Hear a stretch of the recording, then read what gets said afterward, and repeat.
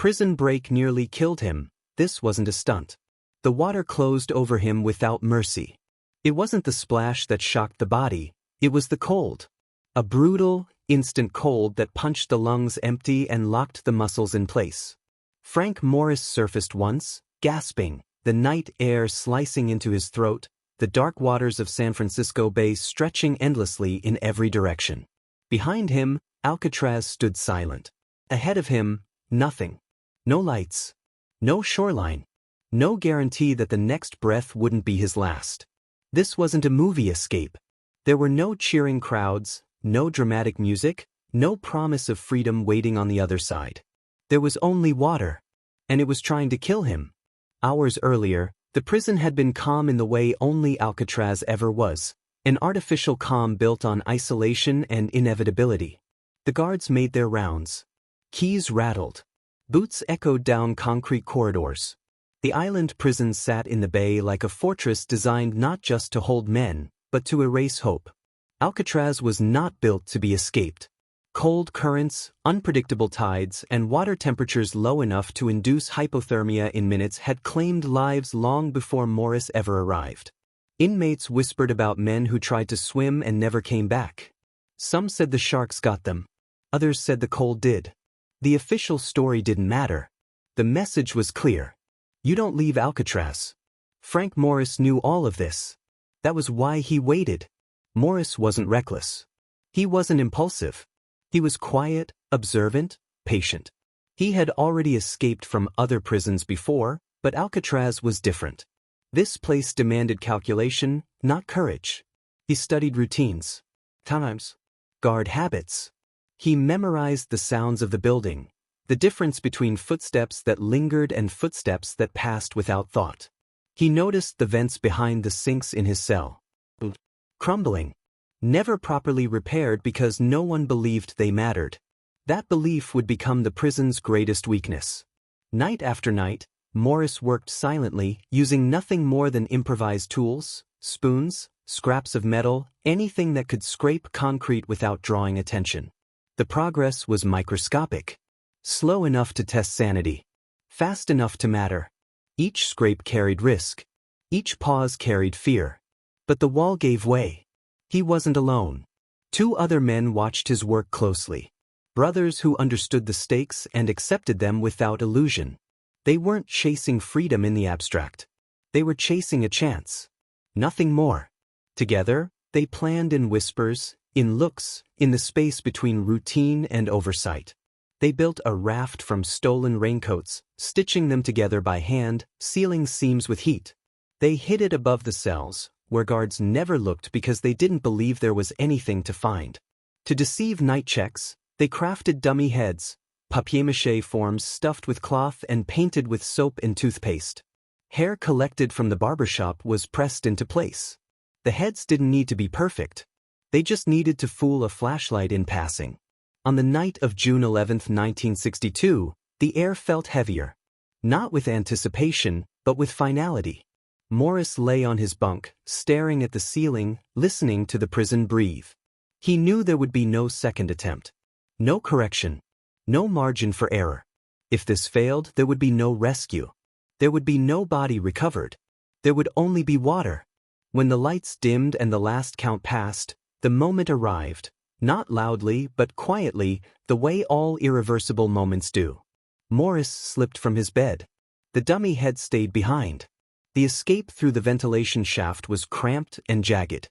Concrete scraped skin. Rust tore at clothing. Silence became something physical, pressing against the chest. Above them, the prison slept. They climbed through a utility corridor few inmates even knew existed.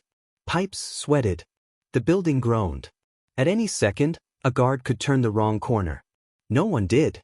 They reached the roof and moved quickly, instinctively, like men who had rehearsed this moment 1,000 times without ever truly believing it would arrive. Then they descended the far side of the prison, slipping into the shadowed edge of the island. The bay waited, but cold, alive. Morris hesitated for only a second. Not because he was afraid, but because he understood exactly what he was about to face. San Francisco Bay in June is deceptive. The surface looks calm. The air feels mild. But beneath it, currents collide violently, dragging swimmers toward open ocean. The water temperature hovers near levels that shut down muscles and cloud judgment. Men had entered these waters before. None had returned. Morris inflated the raft by hand. Each breath felt loud. Each movement felt exposed. The shoreline behind him represented certainty, certainty of imprisonment, certainty of survival. The water represented the opposite. He chose the water. The moment he entered, the cold tore through him like glass. His body reacted before his mind could catch up. Gasp reflex. Muscle lock. A violent urge to climb back onto solid ground and abandon everything. He forced himself to breathe. The raft bobbed wildly as the others followed. They pushed off, using pieces of wood as makeshift paddles, aiming not for the nearest land, but for where the current might take them if they were lucky. Luck was the only thing left.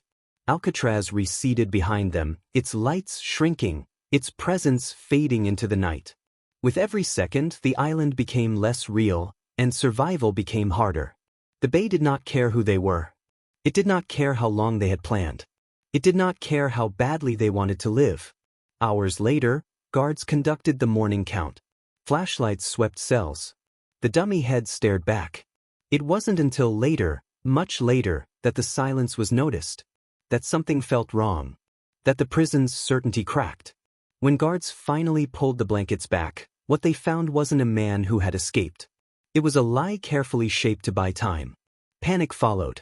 Searchlights cut through fog. Boats tore across the bay.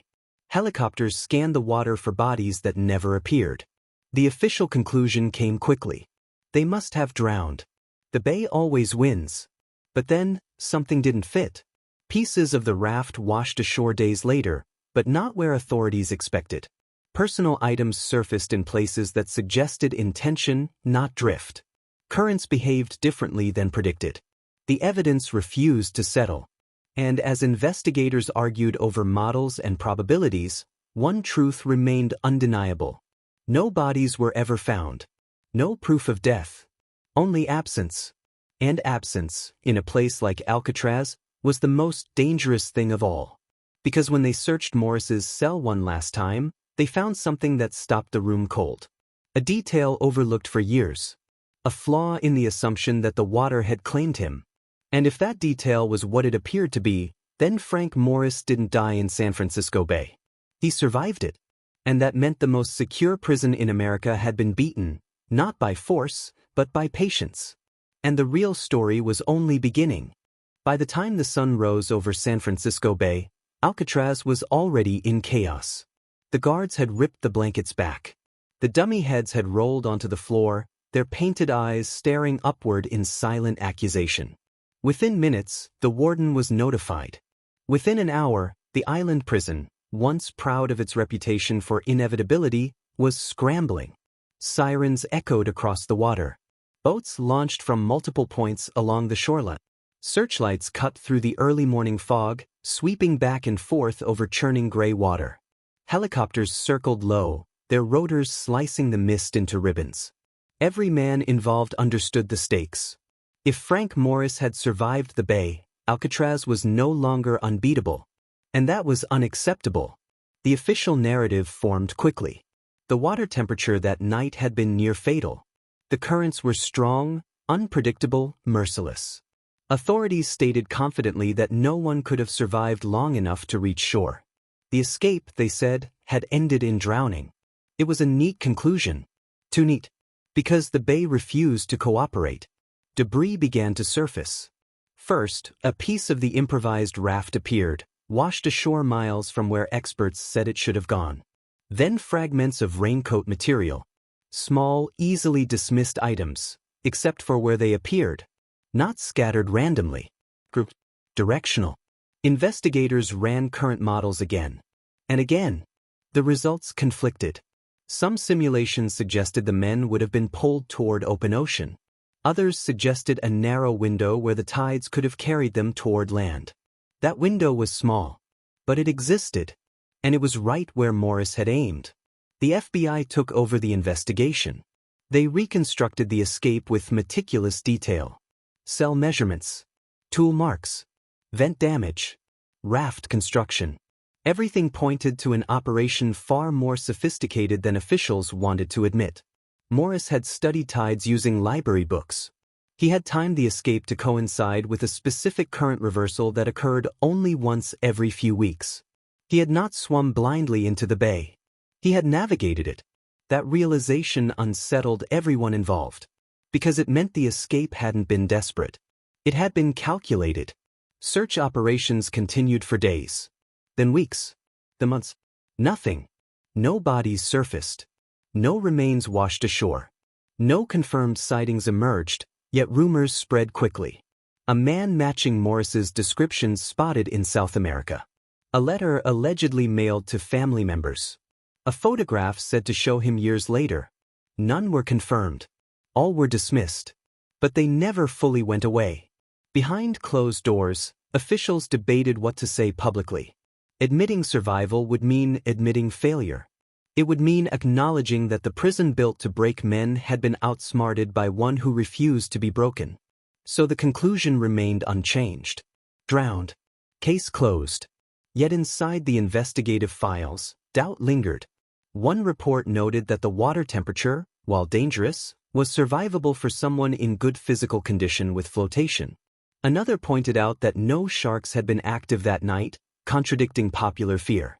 A third quietly acknowledged that the escape route Morris had chosen avoided the strongest outward pull of the current. Each note chipped away at certainty. None were enough to reopen the case. Years passed. Alcatraz closed. The prison became a museum, a place where visitors marveled at cells and bars, at isolation and cruelty. Guides told the escape story with theatrical certainty. They didn't make it, they said. No one ever did. But the bay kept its silence. Decades later, new analysis surfaced. A letter surfaced claiming Morris had reached land. A family member reportedly received a card postmarked from South America. Photographs surfaced showing a man who looked uncannily like him, older but unmistakable. Again, nothing definitive. Again, nothing dismissible. The absence remained. What haunted investigators most wasn't the possibility that Morris had survived. It was how close he came to dying. Hypothermia would have set in within minutes if he'd lost the raft. Exhaustion could have dragged him under even if he'd reached shallow water. One wrong current shift would have erased him completely. Survival, if it happened, would not have been triumphant. It would have been brutal, painful, barely earned. Which raised the final, uncomfortable question. If Morris survived the bay, if he beat Alcatraz not with force but with intelligence and timing, what did he escape into? A world that had already written him off as dead. A life lived in shadows. Freedom without recognition. By the time the FBI officially closed the case, they did so with language that betrayed their own uncertainty. Presumed drowned. Not confirmed. Presumed. That single word kept the story alive. Because in a case built on certainty, presumption was the crack everything else leaked through. And somewhere beyond the reach of the prison, beyond the cold logic of official conclusions, the possibility remained that Frank Morris had not only escaped Alcatraz, he had escaped history itself. And in doing so, he forced one final truth into the open. The most dangerous part of that night wasn't the prison. It was the water. And if he survived that, then the real mystery wasn't how he escaped. It was how close he came to never being found at all. The answer to that question waited beyond the horizon. And it would resurface in ways no one expected. The case file never said dead. It said presumed drowned. That distinction mattered more with every passing year. When the FBI closed the investigation, they did so quietly, almost reluctantly. There were no remains to catalog, no coroner's report to finalize, no physical proof that the water had claimed Frank Morris. Only probabilities. Only expert opinions. Only a belief that the bay was too cold, too strong, too unforgiving for survival. Belief, however, is not evidence. And the bay had never offered proof. Long after Alcatraz closed its doors and turned into a landmark, the escape refused to settle into history. It lingered in footnotes and whispered conversations, in late-night debates between former agents and armchair analysts, in tide charts and faded photographs pulled from drawers decades later. The official story remained firm. The escapees had drowned. But unofficially, the doubts multiplied. A family member claimed a Christmas card arrived years later, signed with a name only Morris used. The handwriting was never conclusively matched or dismissed. A photograph surfaced in South America showing a man whose face bore an uncomfortable resemblance. Older, thinner, but familiar in ways that unsettled those who studied it. Authorities reviewed the claims. Authorities closed the claims. But they never destroyed them. They couldn't, because each one fit just well enough to resist erasure.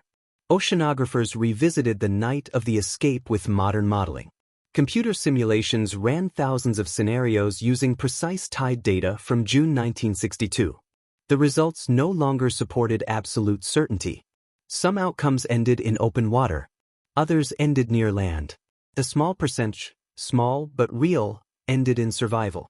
Those findings were never broadcast. They didn't need to be. They existed. The truth was simple and terrifying. Frank Morris didn't need the bay to be kind. He only needed it to be possible. And on that night it was. What survival would have looked like wasn't heroic. It would have been agony. Hands numb to uselessness. Muscles locking and unlocking in waves of pain. The mind fighting panic as the body begged to stop moving. The raft threatening to collapse with every shift of weight. Reaching land wouldn't have ended the danger. It would have begun another one. No clothes. No shelter. No help. Just the knowledge that the most dangerous part was over, and the next mistake could still be fatal. If Morris survived, he would have done so quietly.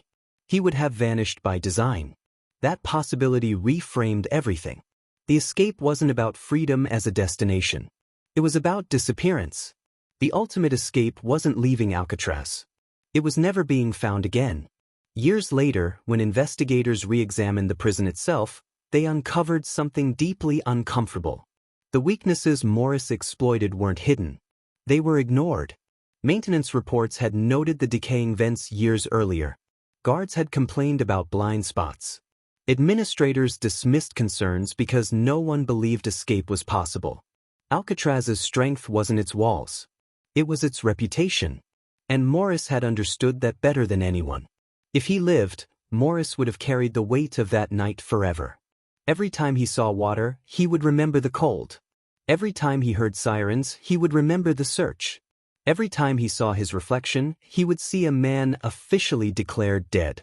Freedom, in that context, would not have felt victorious. It would have felt borrowed.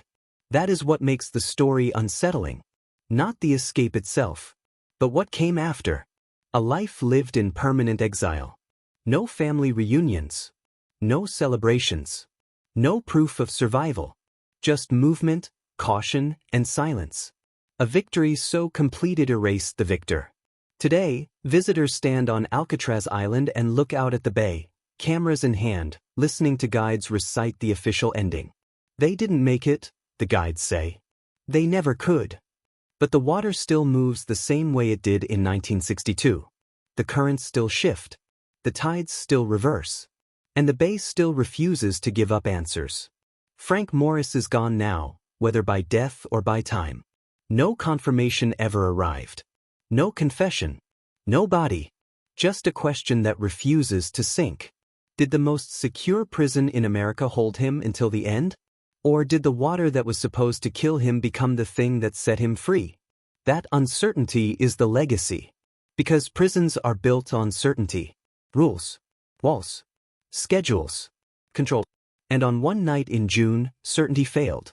Not with explosions or violence, but with patience, calculation, and a man willing to gamble everything against the cold.